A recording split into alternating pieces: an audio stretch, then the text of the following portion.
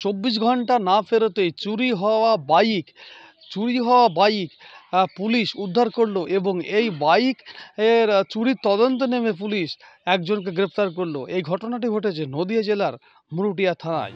মুরুটিয়া থানার বড় সাফল্য, চুরি হওয়া বাইক সমেত ধৃত এক যুবক।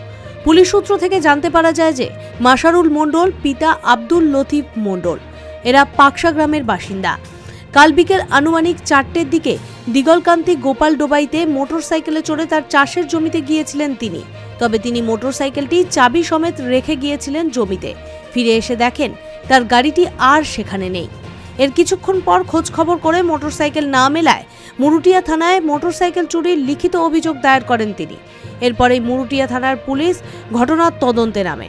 24 ঘন্টার মধ্যেই করিমপুর থানার অধীন করিমপুর বাজারে আইসিআইসিআই ব্যাংকের কাছে উক্ত বাইক সমেত ধৃত ফরজ শেখ, বাড়ি গোপালীপাড়ায়। পুলিশ এই ঘটনায় তাকে গ্রেপ্তার করে।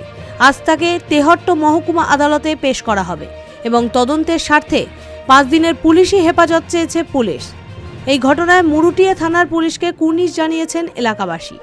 তবে মুরুটিয়া থানার ভারপ্রাপ্ত আধিকারিক নির্মল দত্ত তিনি যারা দুষ্কর্ম চালিয়ে যাচ্ছেন, চোরা কারবারে চালিয়ে যাচ্ছেন, তাদের তিনি শাস্তি দিতে চলেছেন এবং তার এইরকম কাজ জারি থাকবে বলে জানা যায়। নদিয়ার করিমপুর থেকে অর্ধেন্দু মালাকারের রিপোর্ট, বিগ নিউজ।